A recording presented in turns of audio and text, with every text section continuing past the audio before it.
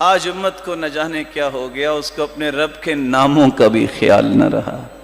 وہ جس طرح میرے پیارے بھائیوں اللہ کی ذات جو ہے وہ یکتا ہے، وہ اپنے ناموں کے اعتبار سے بھی یکتا ہے، اس جیسے کسی کے نام نہیں، اور نام بھی وہی بولنے چاہیے جو اللہ ذوالجلال نے قرآن میں نازل کر دیے، جو اپنے پیغمبر کو سکھا دیے۔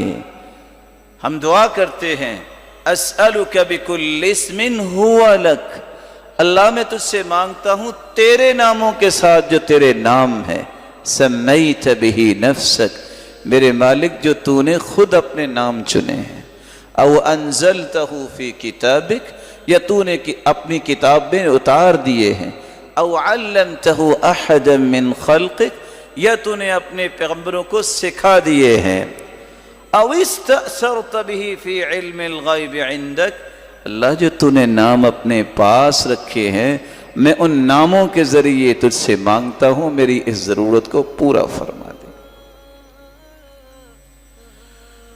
قال قد وقع علیکم من ربکم رجس وغضب أتجادلونني في أسماء سميتموها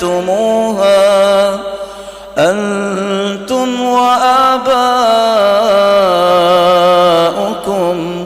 ما نزل الله بها من سلطان۔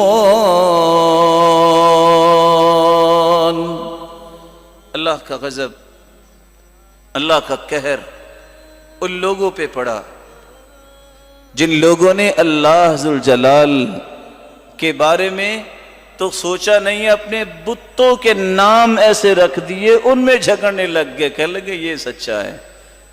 مشرکوں نے بھی ایسا کیا، لات منات عزا اس کو پوجنے لگ گئے، اور آج طرح طرح کے نام دنیا میں معروف ہیں، اس نام سے لوگ پوجا کر رہے ہیں، پکار رہے ہیں، التجاؤں کا رخ ان کی طرف ہو رہا ہے۔ اللہ کے نام وہی ہیں جو قرآن میں آ گئے۔ جو لوگ بتوں کے ناموں میں جھگڑے پہ تیار ہیں، ان کو اللہ کے نام سے پیار نہیں رہا، ان کو اللہ کی ذات سے پیار نہیں رہا، ایسے پہ اللہ کا غضب ہی ہوگا، اللہ کا قہر ہی ہوگا، اللہ انہیں کیسے پسند کرے؟ آپ دنیا میں سوچیں نا، جو کسی کا نام سننا پسند نہیں کرتا اس سے کبھی محبت ہوئی ہے؟ جو اللہ ذوالجلال کے ناموں کو ہی پسند نہیں کرتا۔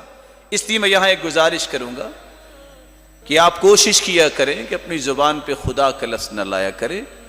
خدا جو ہے اس کی جمع خداؤں بھی آتا ہے، اللہ کا لفظ ایسا مبارک ہے، نہ اس کا تثنیہ ہے نہ اس کی جمع ہے، یہ صرف اللہ کے لیے۔ دنیا میں بھی جتنے بادشاہ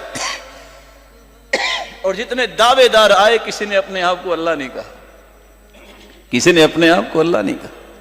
یہ واحد لفظ ہے عربی زبان میں بھی، یہ کسی کی طرف نسبت نہیں ہوتا، ہر چیز کی نسبت اللہ کی طرف تو ہوتی ہے، بیت اللہ، ناقۃ اللہ، لیکن لفظ اللہ کی نسبت کسی چیز کی طرف نہیں ہوتی، یہ استعمال ہی نہیں ہوا لغت۔